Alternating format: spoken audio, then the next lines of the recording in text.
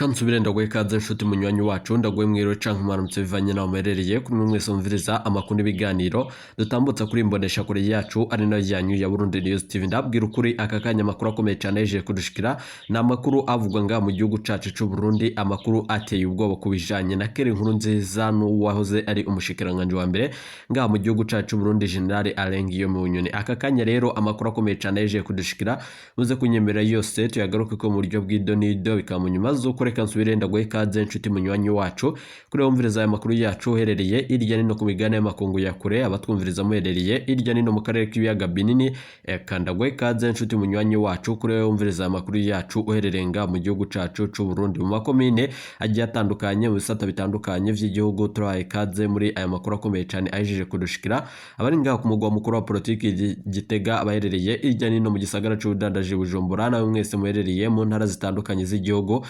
mwese turabahaye ikaze muri aya makuru akomeye cyane ahejeje kudushikira aka kanya. Gushika ubu rero reka nsubire ndagukangurukira cyane nshuti munywanyi wacu kuri we wahejeje gupyonda ijambo sabone kuba tarabikora akaniko karyo ndagusoma no kamusi video urabanditse ijambo sabone upyonde ko uracabona rakazujya no nyine upyonde ko hama tuje turabana mu makuru n'ibiganiro dutambutsa kuri Burundi News TV. Ndabibutse yuko aya ari amakuru avugwa mu bisata bitandukanye, igisata ca politiki, umutekano n'agatekaze na muntu mukatorizwa n'umugabo wamenyesha amakuru muhinga akorera nga mu gihugu c'u Burundi n'abandi bakorera irya nino mu karere k'ibiyaga binini. Gushika ubu ingingo nkuru turazifatira ku makuru akomeye cyane adushikiye aka kanya. Keri Nkurunziza umwanya ku mwanya arashobora gutabwa mu mvuto bivanye n'amakuru akomeye cyane ahejeje kudushikira ava mu iperereza. Ni mu nyuma z'uko rero ku munsi w'ejo Keri Nkurunziza yafatanwa ngo miliyoni zitari zikeyi, ubwo nanone vyari bibaye mu nyuma z'uko yari yegeranye ikiyago n'umujenerali akomeye cyane mu gihugu c'Ubugande, uwo ni Muhozi.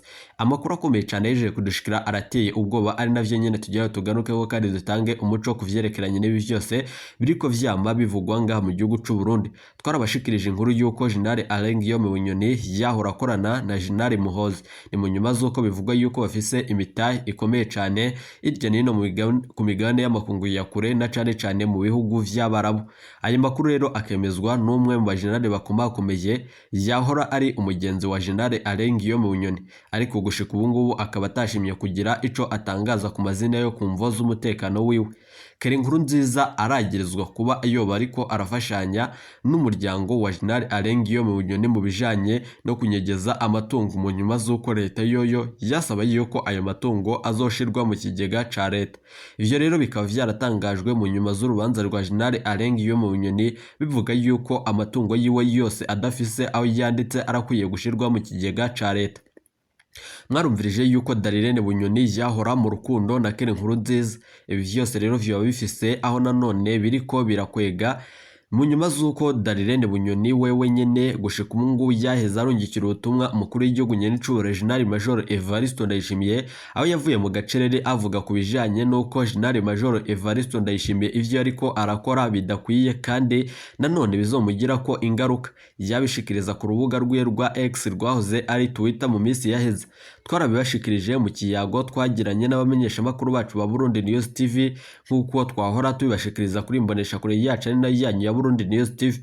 Aka kanya rero Keri Nkurunziza arashobora guhunga igihugu mu nyuma z'amakuru akomeye cyane ahejeje kudushikira. Bibaye mu nyuma z'uko muri iyi minsi igira itatu iheze umukuru w'igihugu nyenicubahiro General Major Evariste Ndayishimiye ariko arasabwa n'abategetsi batari bake kuba yotezurira canke akarekura General Alain Guillaume Bunyoni akaba ko yidegemvye. Ni mu nyuma z'uko babona yuko ubutegetsi bwa Gitega buhejeje gusambuka bivanye n'amakuru akomeye cyane avuga yuko General Alain Guillaume Bunyoni yoba yari igihangange kandi ari umuhinga mu vyerekeranye na politiki y'igihugu. Gushika ubu rero nyenicubahiro General Major Evariste Ndayishimiye kuba yofata ingingo biragoranye cyane. Muze kunyemera vyose tubigaruke ko mu makuru akomeye cyane twabateguriye. Ndabibutse yuko bibaye mu nyuma z'uko General Alain Guillaume Bunyoni gushika ubu ngubu hataramenyekana iyo yoba yarajanywe bivanye n'amakuru akomeye cyane ava mu iborero rikuru rya Gitega n'amakuru dukura mu baryango biwe n'abegereye abaryango biwe vya hafi, aho bamenyesha yuko gushika ubu ngubu atawurekuriwe gushika mu iborero rikuru rya Gitega, aho nanone babwirwa ko botegereza kuba zorekurirwa kuja nanone muri iryo bohero. Hakaba hari ubwoba n'igishika vyose biboneka yuko umwanya ku mwanya baba bafise icoba yuko General Alain Guillaume Bunyoni yoba yaragandaguwe. Keri Nkurunziza arashobora gutoroka igihugu. Ukuri ni ukuhe kubiriko birakwiragizwa ngaha mu gihugu c'u Burundi? Ayo mamiliyoni ariko yagirizwa koko yoba yarayahawe? Yoba afise imvo zitandukanye, kandi ibi vyose biriko vyama biboneka ngaha mu gihugu c'u Burundi harimwo abategetsi bakomakomeye bariko barashaka gutosekaza umuryango wa General Alain Guillaume Bunyoni. Ni mu nyuma z'uko biboneka yuko ibihangange yoba Gervais Ndirakobuca bataziranda kugarika umukuru w'igihugu n'akandi karwi bari bishinze kwigarurira amatungo ya General Alain Guillaume Bunyoni. Keri Nkurunziza bicishijwe mu muryango wa General Alain Guillaume Bunyoni yoba ari wenyene ariko aragendura ayo matungo yose mwibanga rikomeye cyane. Amakuru akomeye cyane duhejeje kuronka, muze kunyemera yose tuyagarukeko. Munyemere mbere yuko tubashitsa ko idonido ry'ayo makuru, reka amakuru yacu tuyatangure ku gakuru keza, inkuru idasanzwe y'umunezero. Caporal Chef Jerome Niyonkuru yaraye arekuwe. Ni mu butumwa bwadushikiriye mu ijoro ry'umwe mu bamwegereye, biboneka ko yaburungitse ejo isaha 9 y'umurango. Ni nyuma yuko rero uyo ni Jerome Niyonkuru ahejeje kurekurwa vy'agateganyo. Ubutumwa yandondekiye bugira buti: ndumva ntoronka agashimwe nzoguha kuciza mwankoreye. Ubu rero bahejeje kumpa uruhusha rwo kuburana nidegemvye. Nukuri mwarakoze kuntabariza, kuntangira umutwaro wanje kubansengeye bose. Mwarakoze ku bantu mwagize ico mumfashije mwese. Imana izobahembe incuro 7. Ndashimiye na cane iyi Burundi News TV n'izindi mbuga zitandukanye zagize uruhara rukomeye cyane mu kuntabariza. Ico rukoze kinini nuko mutasiba nanone kwibutsa abantu buri wa Mungu kunsengera. N'ubu rero gushika ubu ngubu kuba nsohotse sinzi iyo itegeko rizananye kuko bibaye surprise.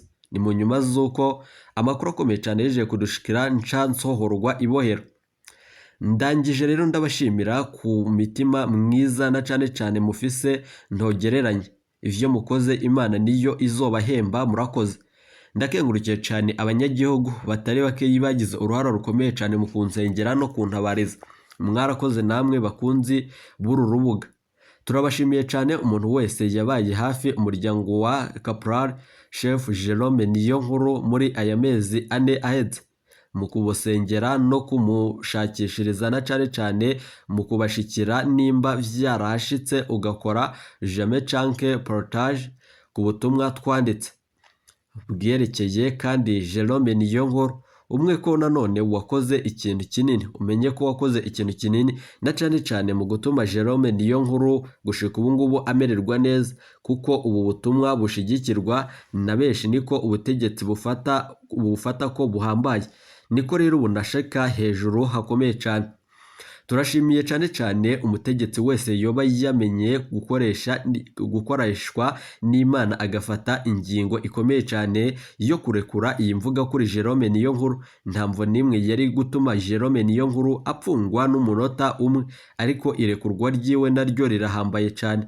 Turabashimiye na Perezida Evariste Ndayishimiye, twibaza ko akamo koba karamushikiye na cane kagashikira n'abandi bategetsi bahejeje gufata ingingo nziza cyane irabaha iteka. Abo rero bikunda dufashe Jerome Niyonkuru mu munezero wo kugaruka mu muryango wiwe. Ubu rero ubunani buzoba nanone ndibagira mu muryango wa Jerome Niyonkuru, kuko twawubahaye hafi mu bihe bitoroshe. Muze dufashe Jerome Niyonkuru guhimbaza ko agarutse mu muryango wiwe, aze yikandi yongere agirire umunsi mukuru abiwe.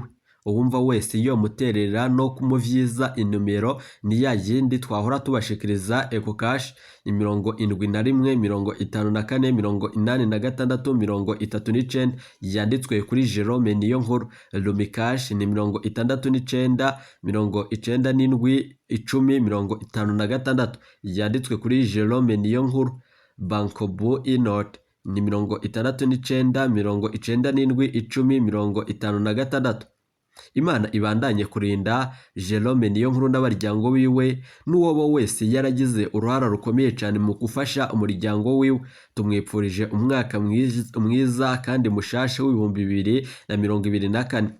Biratunezereye cyane kumva ko azowutangurira mu muryango wiwe hafi y'ibibondo n'umufasha wiwe. aya ni makuru akomeye cyane ahejeje kudushikira, ni munyemerere tuyabandanirize ku makuru avugwa amakamba mu nyuma z'uko ku munsi w'ejo twabashikirije inkuru ibabaje cyane abantu bari ko barapfungwa nk'inyamaswa. Ni mu gasho ka Purake y'intara kararengewe cyane. Abari muri ako gasho kuri ubu ngubu barashobora kugwara indwara z'ubwoko bwose. Ni mu nyuma z'uko agasho ka Purake y'intara y'Amakamba ubumanuko bw'u Burundi harimo umurengera w'abantu karimo abapfungwa barenga 140 mu gihe kategerezwa kutarenza abantu bashika 30. Abakarimo barageramiwe n'indwara zitandukanye. Abo bapfunzwe n'imiryango yabo cyo kimwe n'abacamanza bagiriza abarongoye Purake na sentare nkuru y'intara gusaba ibiturire abapfungwa kugira ngo babarekure, bigatuma na cyane ibihuha bihuhuka. Ni mu nyuma z'uko inkuru ya Burundi News TV kubw'amasoko yacu kuri ubu ngubu rero kubw'imiryango yabo bapfungiwe mu gasho ka Purake y'Amakamba nabo mu gisata c'ubutungane. Abo bapfunzwe barageramiwe n'indwara z'ubwoko bwinshi na cyane bivuye ku bitigiri vy'umurengera. Abo barongoye na cyane abarongoye Purake na sentare nkuru y'intara y'Amakamba bagirizwa gusaba ibiturire kugira ngo barekure, bituma ingorane ziyongera nga mu gihugu c'u Burundi. Icumba cubatswe kigenewe kwakira abantu 30 gusa kirimwo abantu barenga 140. Ubu niko bagaragaza umubabaro nk'umuti. Nanone bamwe mu bapfungwa baryama mu kazu ka surwumwe bacukiranye na cyane abandi nabo nyene bakaryama ku mpome bifashishije imiryango bararambika ku mpome z'ako kazu ka surwumwe. Ni mu nyuma z'uko rero kubwa bamwe mu bacamanza Imakamba abapfungiwe muri ako gasho k'intara benshi barajejwe na cyane abandi nabo nyene bapfunzwe barejejwe, abandi nabo nyene bapfunzwe atarubanza canke dosiye bafise. Ni mu nyuma z'uko mushikirizamanza wa Repubulika mu ntara y'Amakamba n'urongoye sentare nkuru y'igihugu muri iyo ntara baragirizwa kuba ataco bashoboye canke kurya ibiturire. Nta mupfungwa n'umwe uko yoba akennye kose arashobora kurekurwa adatanzwe n'imiburiburi 100,000 y'amarundi. Ivyo rero biraba kandi n'ababajejwe. Ni mu nyuma z'uko amakuru akomeye cyane rero niko bivugwa n'abacamanza bavuganye na Burundi News TV. Ku bantu bafise uburyo abo bajejwe ubutungane barashobora gusaba ayashika 500,000 y'amafaranga y'amarundi kubw'amasoko yacu. Abacamanza hamwe na bamwe mu bo mu miryango yabo bapfunzwe basaba abarongoye igisata c'ubutungane gukora ibishoboka vyose kugira ngo iyo ngeso idanduranwe n'imizi yayo. Ni mu nyuma z'uko rero imbere yo kuzezwa na cyane amabanga yo kurongora sentare nkuru y'intara y'Amakamba na cyane Aloyizi Ntibishimirwa yari yahagaritswe aranapfungwa kuko nanone yari yafatanywe amafaranga 50,000 y'igiturire. Niko twamenye. Umuvugizi w'umushikiranganje bujejwe na cyane ubutungane ntitwamuronse ngo yishure ku bibazo vyacu. Ni mu nyuma z'uko ibiriko birabanga mu gihugu cacu Burundi biteye ubwoba. Ni mu nyuma z'uko gushika ngo biboneka yuko atabutungane dufise. Gusa nyene icubahiro General Major Evariste Ndayishimiye yahora aduha inimero yo kumurungikira ko ubutumwa kugira ngo tumumenyeshe ibiba biriko birabanga mu gihugu c'u Burundi ibijanye n'abarongozi batariko baratwara abanyagihugu nk'uko bikwiye. Gushika ubu ngubu rero nyene icubahiro General Major Evariste Ndayishimiye we ubwiwe yamashikiriza yuko kubw'indongozi idashoboye kuba yobandanya imirimo yayo yose izoca itanga imihoho kandi izokurwa ko agashirwa ko abashoboye kurongora. Muri CNDD-FDD harimwo ibikorwa bitandukanye kandi biteye ubwoba vyama biboneka nga mu gihugu c'u Burundi. Ni mu nyuma z'uko imbonerakure nazo nyene gushika ngo muri iri joro aho nanone mu ntara na cyane ya Gitega bivugwa yuko hatowe ibiziga bibiri. Ni mu nyuma z'uko ivyo biziga bikibuka yuko vyaba nanone vyahtawe n'imbonerakure. Urwaruka rw'umugambwe uri ku butegetsi wa CNDD-FDD. Ni mu nyuma z'uko ivyo biziga gushika ubu hataramenyekana bene vyo na cyane gushika ubu ngubu bariko bararondeza hose kugira ngo harabwe neza uwoba afise amakuru kuri abo nyene bagandaguye muri iri joro ryakeye. Hari kuri rigenekerezo na cyane rya 28 mw'ijoro. Ni mu nyuma z'uko amakuru akomeye cyane yeje kudushikira imbonera kure gushika ubu ngubu ari ntakorwako na cyane ko zishigikiwe na cyane n'abakuru bakuru.